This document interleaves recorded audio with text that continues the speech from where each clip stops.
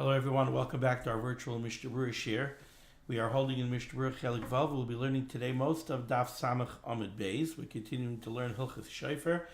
And we pick up this morning on Samach Amud Beis, the top line in the Shulchan Aruch with Sif Yud Aleph. Says the Mechaber, Hoysef alav kol shehu. If you add on even a minute amount to the Shofar, bein b'minoi, whether you add on another piece of a Shofar, so you have minoi, the same species, shofar material. Bein shaloi b'minoi, or you add on something that's loi b'minoi. Let's say you add on a piece of decorative material, a piece of silver, a piece of gold. Pasul. The shofar is pasul. Now over here we're speaking about where you actually add a piece, a section, onto the end of the shofar, either the mouthpiece of the shofar or the top of the shofar. Continues the Mechaber, and this is pasul even if the shofar already was a sheer shofar. So even if you had a perfectly kosher shofar, you just decided you want to make it longer. Either you want to make it more impressive, or you want to beautify it, or maybe you want to add on a piece to change the coil of the shofar. For any reason, if you add on a section to the shofar is pasul. Says the Mishnah Berurah's Cut Yud Tes, Kol Nun Tes, Kol Shehu. This is true even if you add on a minute amount. Hainu, says the Chavetz Chaim, shehe'erichai, you lengthened the shofar. Bein mitzad hakotzer, whether you did it on the short end, Baruch Hashem, I finally remembered to bring my shofar, so whether you added on a piece on the short end of the shofar, ubein mitzad harachav, or maybe you added on a piece on the wide end of the shofar, you lengthened the shofar over here. Either way, if you lengthen the shofar, pasul, the shofar is pasul. What's the pasul? Mishum, the shofar echad amar achmana. We have this pasul that we've mentioned already previously. We learn out from the pasuk shofar. The pasuk says the word shofar in the singular, and we darshan shofar echad amar achmana. The Torah Akdosha demands that we use one shofar, and v'lo shtei shofaros, not two shofaros, u'kamay b'sif yud, just like the pasul that we said yesterday in Sif Yud, when we were discussing if you took sections of a shofar and glued them together, it's pasul because halachically it's viewed as multiple shofaros. It's not one shofar, it's multiple shofaros. Incidentally, there is a very interesting Aruch HaShulchan. The Aruch HaShulchan wants to know, how do we darshan from the pasuk? Pasuk says shofar, and we darshan from there, shofar echad amar achmana v'lo shtei shofaros. And we're applying that drasha to cases like this, where we attach a piece to the shofar, and now we say that that's pasul because shofar echad amar achmana v'lo shtei shofaros. The piece that's attached is now halachically viewed as a separate shofar, and therefore when I blow, I'm blowing in two shofars. Asks the Aruch HaShulchan, I don't understand. Where do we get that from the drasha of shofar echad amar achmana v'lo shtei shofaros? Why don't we understand the pasuk shofar echad amar achmana?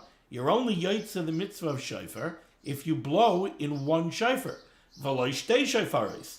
But if you blow in two shofaros at the same time, then you're not yotze, because shofar echad amar achmana v'lo shtei shofaros.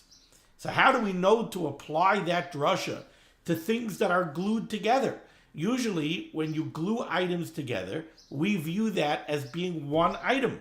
Why don't we say that if you attach a piece to the shofar, it's now one shofar? Why is that two shofars? What are you going to do with the pasuk shofar echad? That's talking about if you blow in two shofars, that's pasul. So interestingly enough, the Aruch HaShulchan seems to say that the drasha cannot apply. The drasha cannot be coming to exclude blowing two shofars at the same time. Why?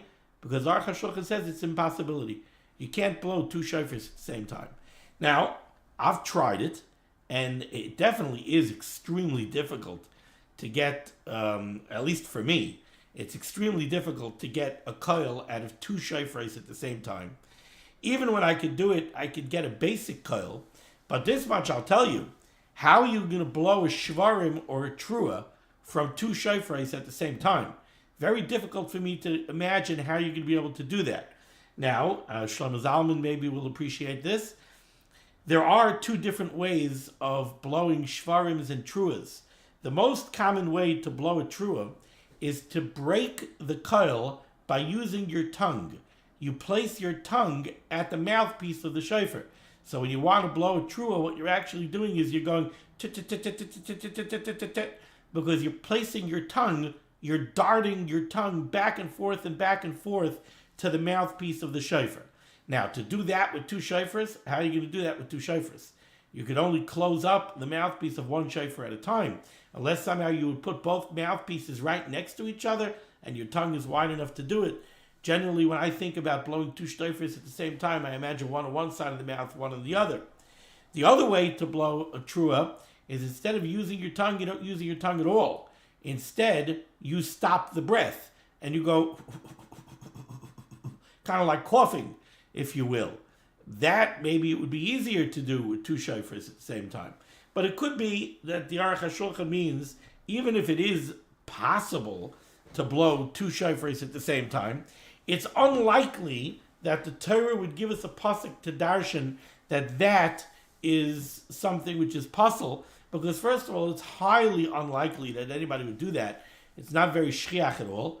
Also, there's another reason why that would be pasul. It would be pasul because trei kaili lo mishtami. You can't hear two sounds at the same time. So that would be another reason why it would be pasul. But anyway, just an interesting Aruch HaShulchan. Okay. Now we go to Sif Yud Beis on the second line. Hafachai v'takabai lo yatsa. If you turn the shofar over and blow, you're not yotza. What does that mean? Says the Mishnah Berurah, says the Mechaber Vayter, Bein hafachai kederek shahoifchem hechaluk. This applies both to if you turn it over, meaning you turn it inside out. Kederek shahoifchem hechaluk, the way you might turn a cloak inside out, a garment. You could pull it and turn it inside out. Shehechzer penimi lechitzain. You actually somehow heat up the shofar to the extent that you could mamish invert the shofar. Somehow you pull the shofar through and you turn the whole shofar inside out. So the inner wall of the shofar now becomes the outside of the shofar. That would be pasul. Bein shehenichai k'may shehaya. Or if you leave the shofar exactly the way it is, Ella shehirchiv es hakatzar, you boil up the shofar and you soften it, and you expand the narrow side. You take the narrow side and you expand it, and then you take the wide side, v'kitzer es harachav, and you compress and tighten up the wide side. So now you've taken the wide side of the shofar and you form a mouthpiece out of it, and you take the narrow side of the shofar and you make that the wide end. So now you're going to blow essentially on this end. Just you're going to turn it into a mouthpiece. That's also called hafachai, turning it over, and that is pasul. You're not yotza. Says the Ramah, for who hadinim taka b'makam arachav pasul. Says the Ramah, you don't even have to get so dramatic that you made a mouthpiece out of this and you widened that. Even if somehow you're very talented, or you have a very small shofar where you can physically use this end as a mouthpiece, and you go ahead and you blow the shofar like that. That's also lo yotza, you're not yotza. Says the Chavetz Chaim Katan Samach, Pein hafachai kederech. In all of these cases, what's the reason that you're not yotza? Says the Mishnah Berurah V'atam, the reason you're not yotza is, Tiksiv, because the pasuk says, V'ha'avarta shofar teruah. You should pass a trua blast on the shofar. V'ha'avarta, havara means to pass through, to pass by. The ha'avarta shofar trua would mean that you would allow a trua blast on the shofar to pass through the land. You're going to blow it, and it's going to be heard all over the place. But what we darshan from there, says the Chavetz Chaim, derech ha'avara be'inan. We need to blow the shofar in the derech ha'avara, in the way that the shofar usually passes by. What does that mean? Dahainu, kederech sheha'ayil ma'aviroi beroshai mirchayim. The way the ayil causes the shofar to pass by while he's alive. The ram walks around with the shofar on his head in this direction. that's the way the shofar grows. And we have to blow the shofar in that direction. The shofar has to be in this position, not in this position, which is the unnatural position. Which always struck me as funny. As a kid, I always figured this must be the way the horn grows, right? It's the pointy end going out. I was always thinking about a bull, which is, of course, not a shofar. That's a keren. That's a horn. That's why the shofar of a bull is pasul. But the truth is, when you think about antlers, right, they're skinny where they attach to the head, and then they get bigger as they go along. So a ram, this is the horn of a ram. It's attached to the head at the skinny side, and this side is what's up and out. Okay. Ois cotton samach aleph in the Mishnah Berurah. Another pasul of hafachai is that you're gonna blow the shofar in the right direction. No, sorry, you're not gonna blow it in the right direction. You're gonna make this end wide, and you're gonna make this end narrow, and you're gonna blow it like that. Says the Mishnah Berurah, samach aleph ala shehirchiv, hainu al yidei roischin. How are you gonna do this? You're gonna boil the shofar up to soften it. Also, the shofar has to be born the way it grows it has to be used the way it grows on the head. The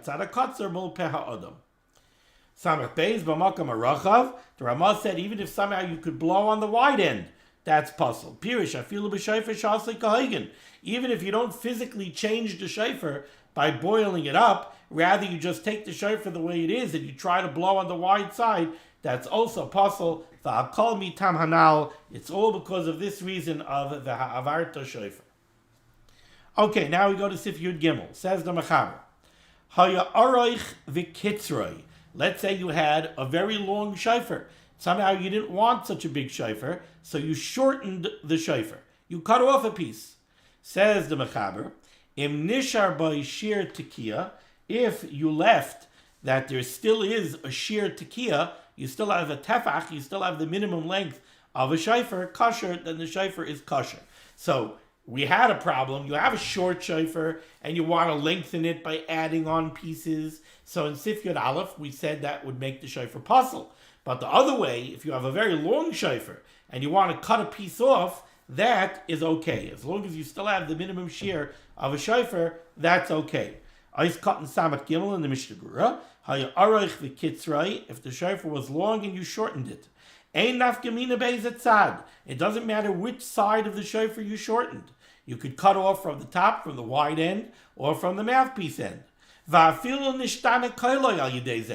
even if the sound of the shofar changes by virtue of your adjustments to the shofar, that's okay. And what Mechaber is teaching us over here is, you might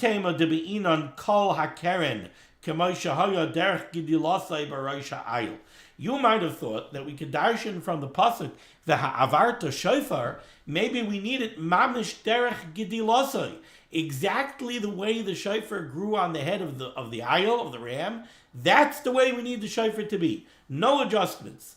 Kamash malan, the Mechaber is telling me no. You want to shorten it? You could shorten it. Is cotton samach daled kosher? This shofar is kosher. Now the Chavetz Chaim tells me another chiddush over here. He brings this down from the Kesef Mishnah. Va'afilu haya by pasul mitchila. Let's say you had a shofar that had a pasul in it. Let's say it was split, right? We learned in Sif Ches previously all the halachos of a shofar that became split. And we had one shita that said, if you have a crack that runs along the length of the shofar, even if it's a kol shehu, even if it's only a very tiny crack along the length of the shofar, that shofar is pasul. If you remember, we said the reason it's pasul is because we said it's oimidli sadek. We expect that crack is going to expand and it's going to run all the way along the length of the shofar, and that would certainly be pasul because it's no longer a shveiferis. It's no longer a closed tube, and it loses the shem shofar. So therefore, we learned in Sif Ches, even a tiny crack that goes through the entire thickness of the wall of the shofar, but even a kol shehu along the length is pasul. So let's say you had a shofar like this, and it developed a crack over here, a split. So you want to be choshish for that sheet in Sif Ches. You could cut the shofar off over here, and now you no longer have a problem. You got rid of the split. That's what the Chavetz Chaim is telling me here. Even if the shofar had a pasul in it, the kitzroi, and now you're shortening the shofar, kedei lahachziroi lehechsheroi, in order to render the shofar once again kosher by removing the split area, nami mutter, that's fine. Ukdala'el b'sif ches, in accordance with the halachos that we learned earlier in Sif Ches. Sif Yudalit, says the Mechaber, gerdoi, if you scraped the shofar, mi bifnim, from the inside. So if you take a look at this shofar that I have here, you could see, I hope you could see, that the walls of the shofar are very, very thick.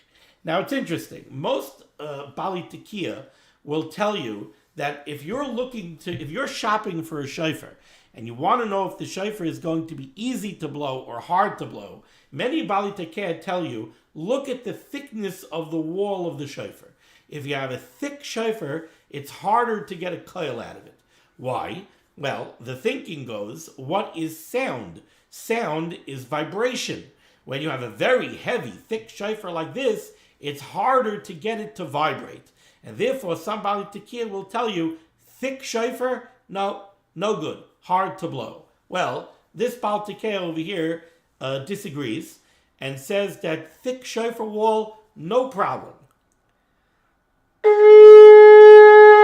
No problem at all. Thick shofar wall. Why?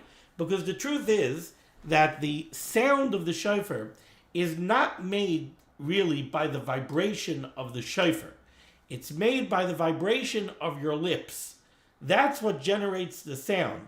And that's why if you press too hard on your lips, it becomes difficult to get a sound. I'm pressing against my lips. Well, then my lips won't vibrate. See, now because I pressed, my lips hurt. But if you put gentle pressure on your lips, then your lips vibrate properly. That's what generates the sound. Then it travels through the horn, and that gives it body, that gives it volume. So really, the thickness of the shofar, to me, doesn't make such a difference. However, there are those who want a thin shofar. So, the halacha here is telling me, if you go ahead and you scrape out the shofar from the inside, oymi bachutz, sarger doimi bifnim oymi bachutz. If you scraped out the shofar, whether you scraped it from the inside or on the outside, ad sha'asoi dak ma'oid, until you made it very, very thin, k'may geled, like just a thin little skin, kosher, the shofar is still kosher. Says the Mishnah, is cut in samachay, k'may geled, kosher, it's kosher. Va'afilu nishtane koiloi mi k'may shahaya. And this is true, even if by virtue of scraping out the shofar, you change the sound of the shofar. The shofar is still kosher. Kevan she'eina shinui bar machmas davar acher, ela mitzat atzmai shel shofar. The reason this is okay is because even though you changed the sound of the shofar, what is making the sound? The sound is the shofar. That's the sound of this shofar. And we learned earlier in the Siman that any coil of a shofar is okay. So if that's the coil of this shofar, that's the coil of this shofar, and that's okay. When do you run into a problem? You run into a problem when, let's say, you add something to the shofar. So let's say you had a punctured shofar. We said that if the shofar gets a puncture, even if the puncture changes the sound of the shofar is kosher, because now that's the natural sound of the shofar. But if you put a plug in the shofar, we learned all those halachos, especially if it's einoi minoi, and that changes the sound, well, now you're hearing the sound of a shofar and a davar acher. Now you're getting the sound of the shofar and the plug material. That's a problem. But over here, you scraped it out, you're only getting the sound of the shofar. And kol hakolos ksherin. Now we go to Sif Tes Vav. A shofar, when it grows naturally on the head of the animal, the shofar, many people have a misconception. They think that the shofar grows and it's one piece, which is not hollow, and it has to be drilled out in order to make an opening. That's not really the way it works.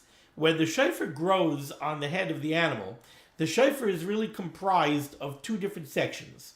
There's the outer section, and then there is a bone that goes up into the shofar.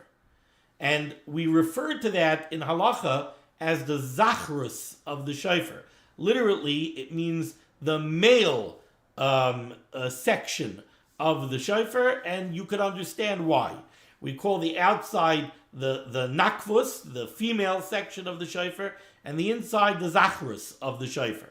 So the Mechaber says over here, Lo yehoitzi zachrusai.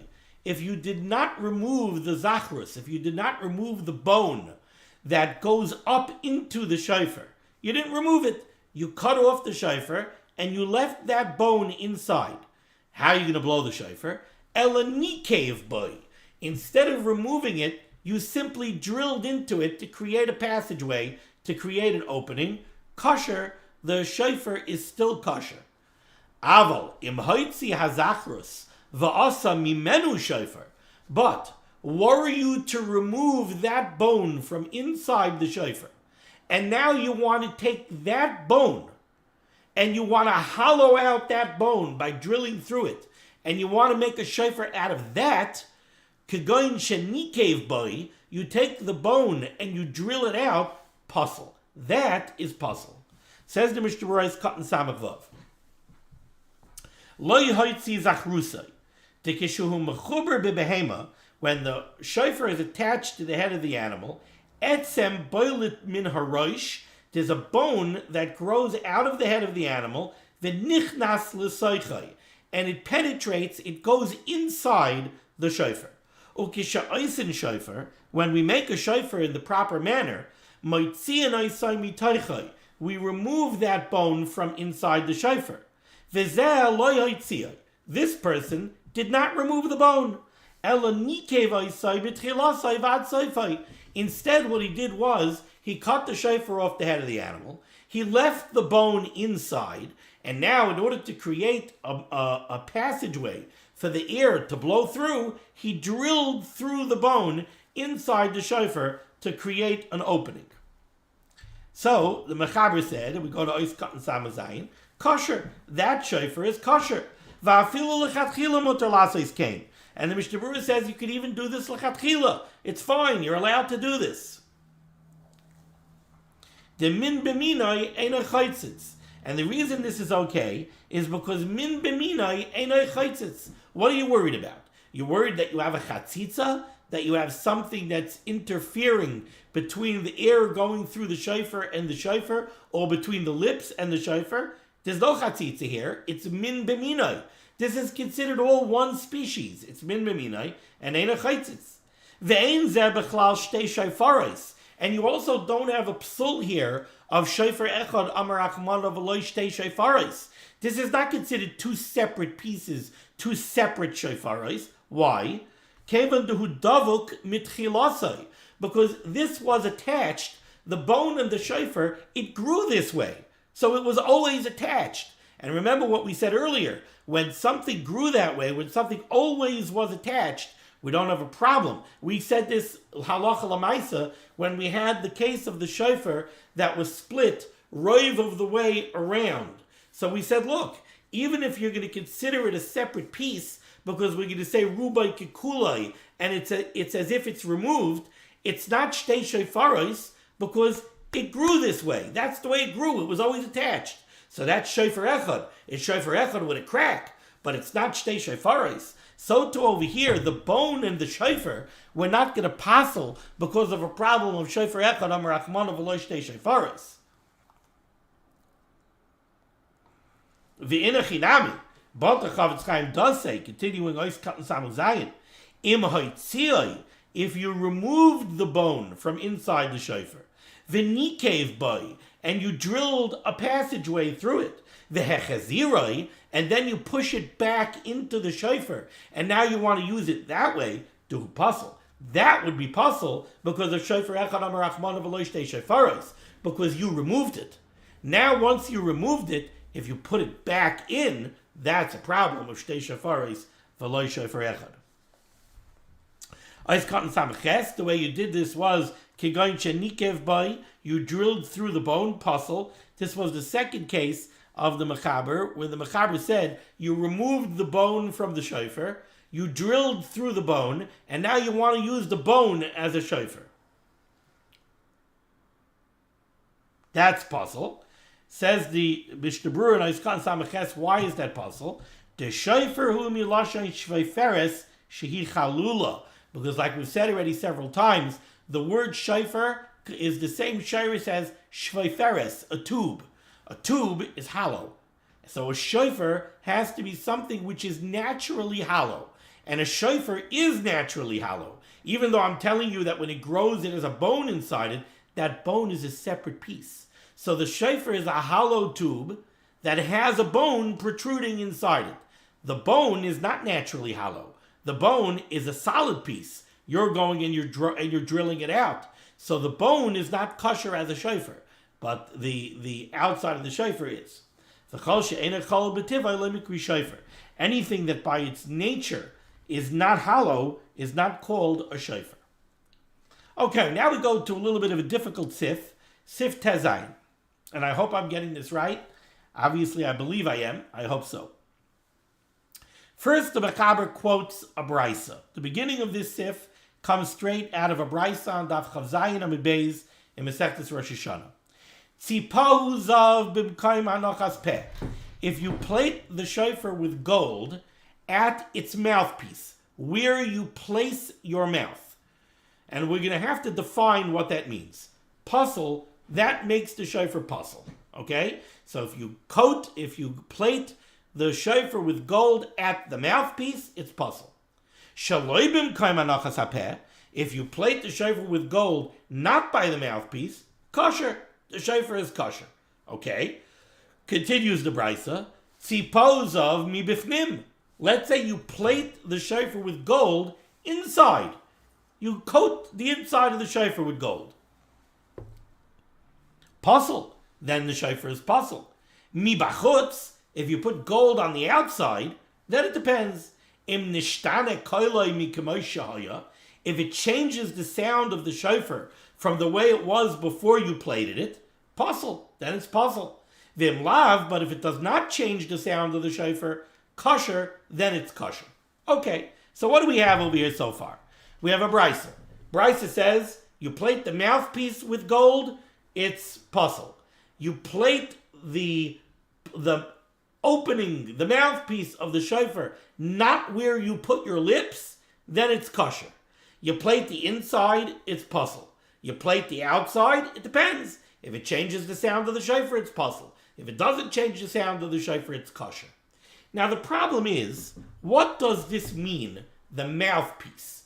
The beginning of the brisa is that if you plate the mouthpiece, so if you do it b'makom hanochas peh, if you do it where you put your lips, it's pasul. If you do it where you do not put your lips, then it's kosher. What does that mean? What's where you put your lips, and what's where you do not put your lips? So says the Mechaber. Yesh mefarshim, there are those who explain, and this comes from the Ran. Yesh mefarshim, there are those who explain, mikayim hanochas peh, the place where you put your mouth. What does that mean? Hainu oivei hashofar, this means the thickness of the shofar, litzad pinimi, going towards the inside. Shebeniach sham piv, that's where you put your mouth. V'hatzad achitzayin, and the outside means min ha'oivi atzmai. V'hatzad achitzayin min ha'oivi atzmai. The outer piece of the thickness itself, karui shaloi b'mkayim hanochas peh, is referring. That's what's called where you do not put your mouth. Okay, that's a mouthful. What does that mean? So I'm going to read this inside in the Mishnah Berurah. But the way I understand the Ran is as follows. And this, I know that it's going to be hard to really get the camera to focus on this so that you can see it in detail. But hopefully, you know what? I'll tell you what I'm going to do. I'm going to use this end of the shofar, the wide end of the shofar, instead of this end, just for illustration purposes. That will make it a lot easier. But remember, we're talking about the mouthpiece. We're not talking about here. But take a look, especially with this shofar that I have here, which, like I said before, is a very thick shofar. This over here, this is the thickness. How do I do this on camera? This cross-section of the wall of the shofar, this is the thickness that we're speaking about. This is the thickness of the mouthpiece. Now, this thickness has two edges. It has an inner edge, and it has, how do I do this? It has an inner edge over here, and it has an outer edge over here. According to the Ran, that's the two edges that the Brisa is discussing. Mekoim hanochas hapeh means that you plated gold on this edge. And again, remember, we're talking about the mouthpiece. I'm just using this for illustrative purposes. We're really talking about over here. You coated the inner edge of the mouthpiece. So if this were the mouthpiece, we'll be talking about this inner edge. Okay? If you coated that with gold, that's pasul. But if you coated the outer edge over here, says the Ran, that would be okay. Let's see this in the Mishnah Berurah. Ois cotton samach tes. Suppose of. We're talking here about plating the shofar with gold. Hu l'shain habrisa. Says the Chavetz Chaim, the beginning of this sif is actually a quote from a brisa. Ad tevas yesh mefarshim. Into the words of the Mechaber where he says yesh mefarshim.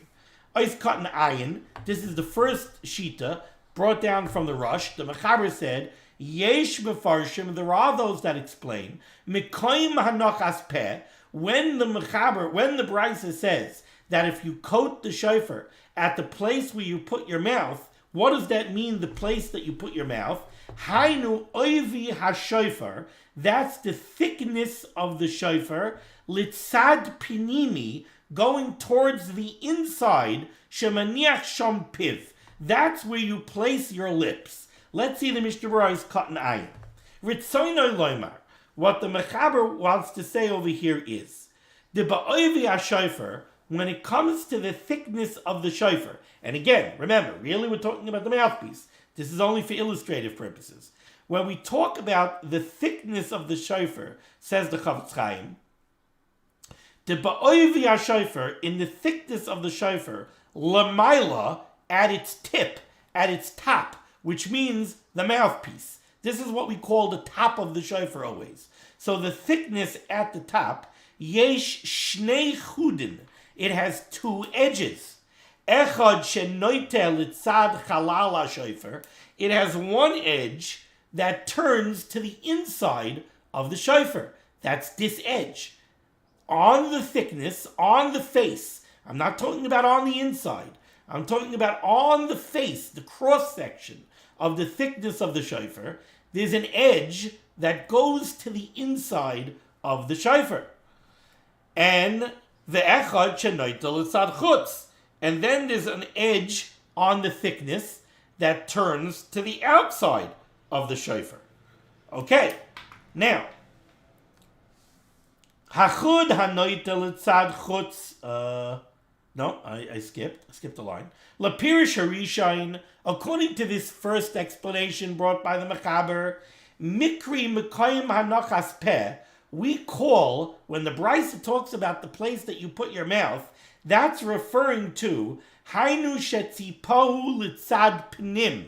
That means that you coated this inner edge of the thickness of the shofar at the mouthpiece.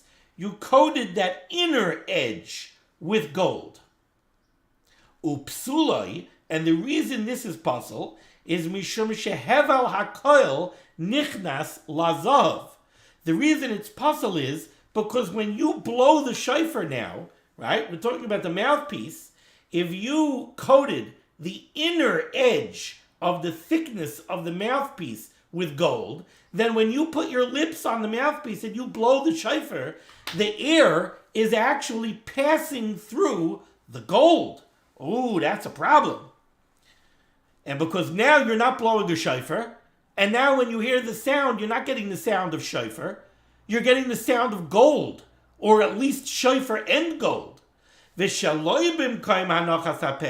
And according to this pshat, when the brisa refers to the place of the mouthpiece where you don't place your lips, hainu achud anoita letzad chutz saviv. Now we're talking about the outer edge of the thickness of the mouthpiece. Umachmas oisai hama'at, and because of a little gold over there, ein hakoil mishtane, that's not going to change the sound of the shofar, the kosher, and therefore the shofar would be kosher. Now, the reason the Mechaber the Chavetz Chaim just said this the way he did, where he said that machmas oisai hama'at ein hakoil mishtane v'kosher, let me explain to you what the Chavetz Chaim is saying. The Chavetz Chaim is telling you that the first shita brought by the Mechaber here, this Yesh Mefarshim, he's saying that when the Brisa talks about coating the mouthpiece with gold, and he differentiates between Mekayim Hanachas HaPeh and not Mekayim Hanachas HaPeh, he's differentiating between two parts, two sections of the cross-section of the thickness of the mouthpiece. And he's differentiating between an inner section of that thickness and an outer section. And what he's saying is, if you coat the inner section of the thickness, then it's pasul, because now you're blowing in gold, not in shofar. But if you coat the outer part of that thickness, that's kosher. Why is it kosher? Because you don't have a problem that you're blowing in gold and not in shofar, because that's not where the ear goes. Even if that part might physically be touching your lips, but that's not, the ear is not going to pass through that part. That part's not exposed to inside of your mouth where the air is traveling. So that is kosher. But the Chavetz Chaim, in his beautiful wording, is bavarning another problem. Now wait a second. All right, it's not pasul because the breath passes through it and we have to worry about the sound of the shofar. But maybe it's pasul for a different reason. What did the Brisa say? The Brisa said, "Sipo zav mi bachutz."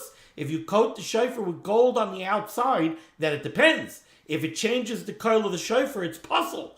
So maybe if you change if you coat the outer edge of this thickness with gold, maybe there's still a reason why it should be pasul. Maybe it should be pasul if it changes the color of the shofar.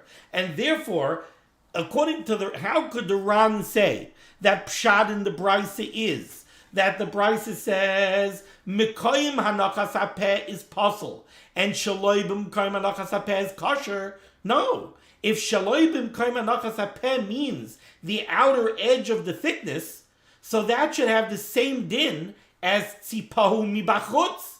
And the Brisa should have said Shaloi B'Mekayim Hanachas HaPeh. It depends. If it changes the color of the shofar, it's pasul. If it doesn't change the color of the shofar, it's kosher. So explains the Chavetz Chaim, the Brisa didn't have to say that. You know why? Because machmas oisai hama'at, because of a tiny bit of coating of gold on the outer edge of the mouthpiece, with that little bit of gold, there's no question, ein hakoil mishtana. That is certainly not going to change the sound of the shofar, the kosher, and that would be kosher.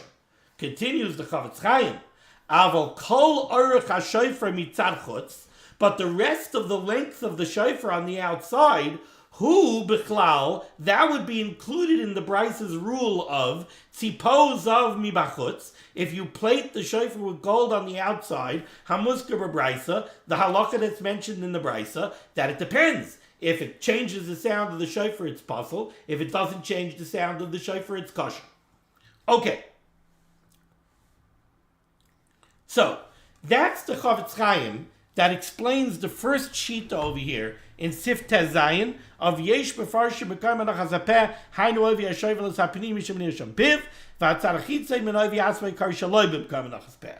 So, I want to explain this again succinctly, just so that we're not confused. According to this pshat, when the Brisa differentiates, the Brisa in the opening is talking about plating the mouthpiece with gold.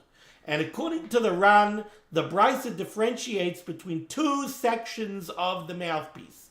And we're referring to two different areas on the thickness on the face of the mouthpiece, not on the inside or on the outside of the shofar, on the face of the mouthpiece of the shofar. And the Brisa differentiates between the inner edge of the face and the outer edge of the face. And the halacha is, if you plate the inner edge of the face of the mouthpiece, it's pasul, because the air travels there, and therefore you're not blowing in a shofar. If you plate the outer edge of the mouthpiece, that's kosher, because the air doesn't travel there. Maybe it should be pasul, because tzipahu mibachutz. If it changes the sound, it's pasul. Says the Chavetz Chaim, no. There's no tzad to say that by putting a little bit of gold on the outer edge of the face of the thickness of the mouthpiece, it's going to change the sound of the shofar, and that's why the Brisa says that would be kosher. Okay, this is a very complicated sif, and we only did the first yesh b'farshim, not the second, but I see we are already a little bit over 40 minutes, so I'm going to break over here, and we will continue this sif, Mirz Hashem, next time. Thank you so much for joining me for limud HaTorah. Sorry that the share had to take place this morning as opposed to last night. Bear with me. And the Rebbeinu Shalom should send Yeshua's Refuas and Parnasa to all those in need. Everyone should have a wonderful Shabbos, and we should be zeicher to see the Bias Gal Tzedek b'mehera v'yameinu. Be well.